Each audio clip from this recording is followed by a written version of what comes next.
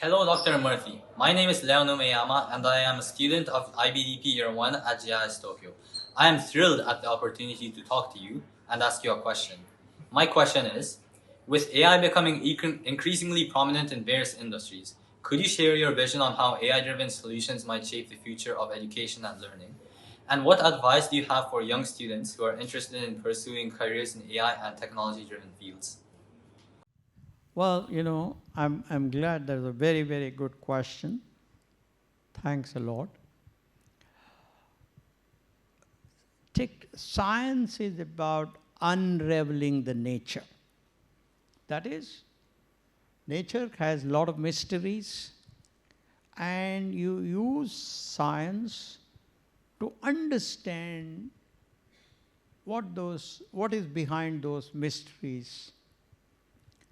On the other hand, technology is about using the outcome and the methods of science to solve real life problems around you, to make your life more productive, provide better entertainment, provide better quality of nutrition, better quality of health, better quality of leisure, etc., etc., etc.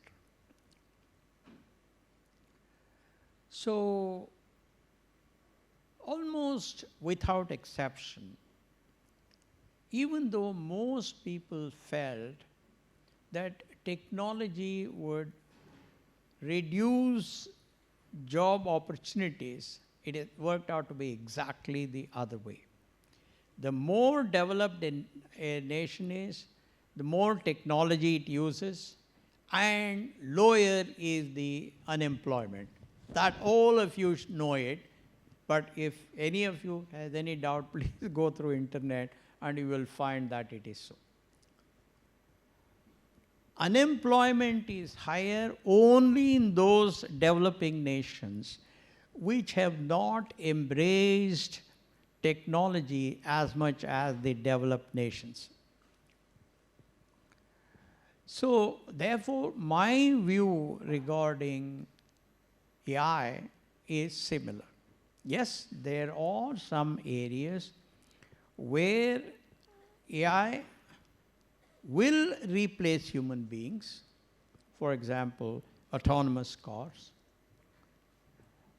I don't know how many of you know that a study was made in the US by one of the universities, and that study said the accidents due to bad driving by human beings was about 4.2 per million miles. But when autonomous cars went through that, I believe it came down to 3.2 per million miles.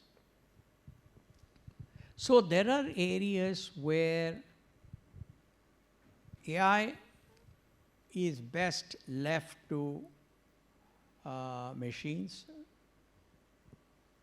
However, it is the responsibility of all of you when you become corporate leaders, thinkers, professors,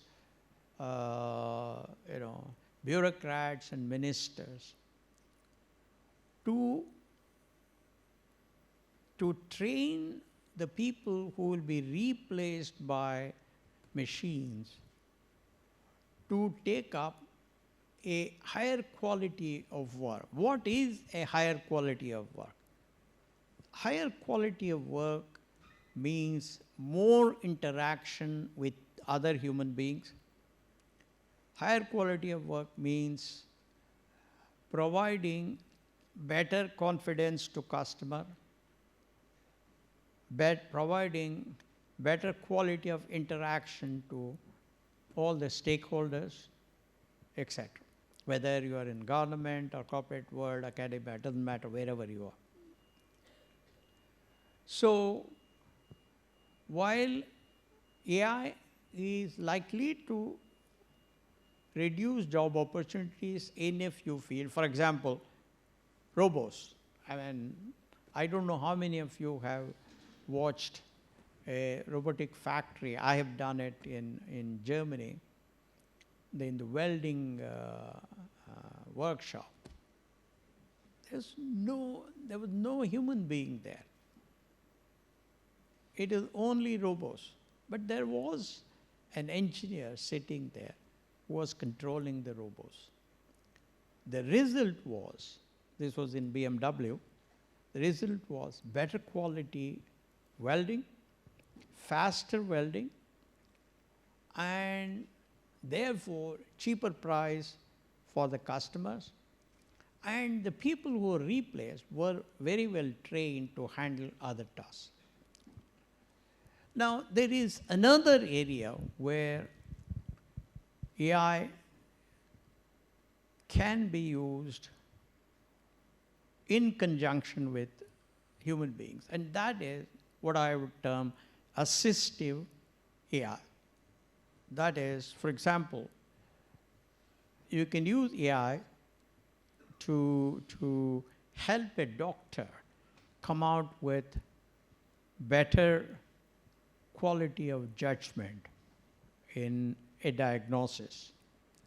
For example, a study conducted in the US showed that breast cancer detection improved by as much as 30% when AI was used in addition to doctor's judgment, with 99.9% accuracy. So in this, everybody is a winner. The patient is a winner because unnecessarily the wrong person was not diagnosed as having a possibility of cancer. And so much of money was saved because there was no need to go through further tests and all of that. Now, coming to education, I think the boy asked an excellent question on education.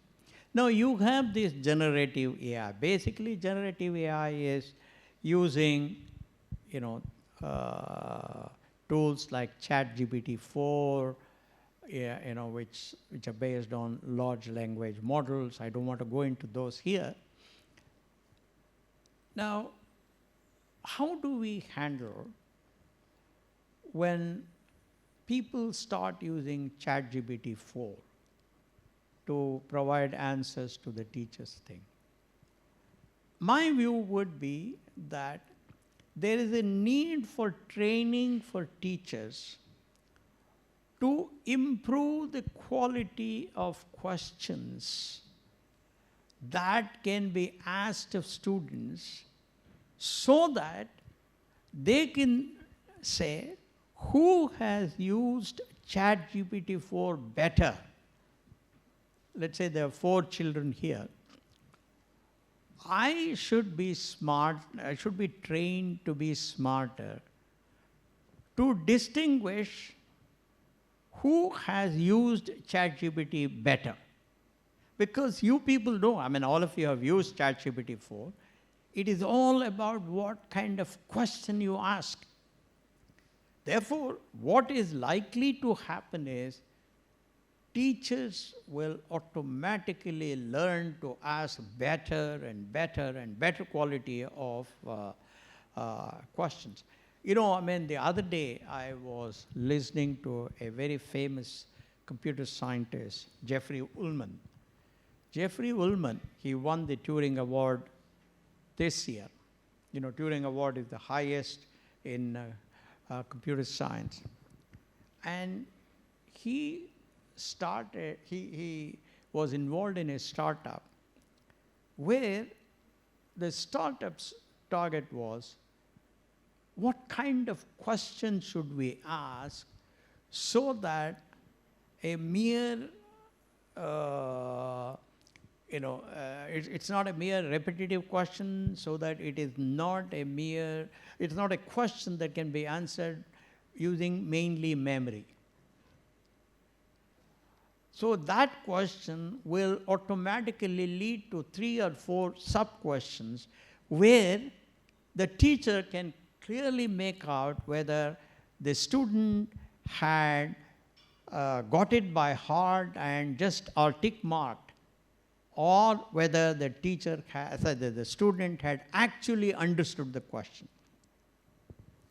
So I think these are the ways that we will, in the future, distinguish between student A who has better competence from student B who does not have as good a competence as needed.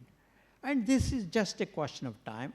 Also, I don't know how many of you know, there are tools today which will detect whether ChatGPT-4 has been used in framing the question or not.